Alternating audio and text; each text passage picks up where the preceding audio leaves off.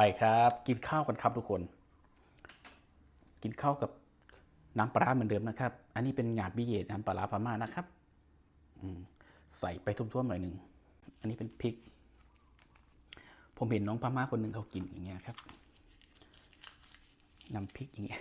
บี้อย่างเงี้ยครับใส่แล้วกินเข้าไปโอ้โหเอาข้าวอินเดีย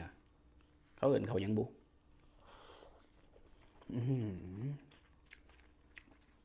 อร่อยมาก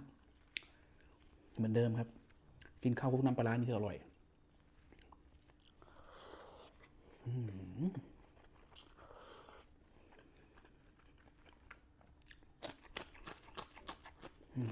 ทุกคน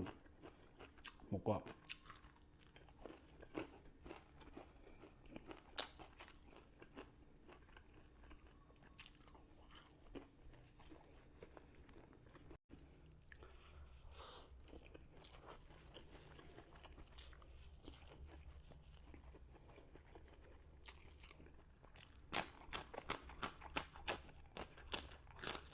ขอบคุณครับ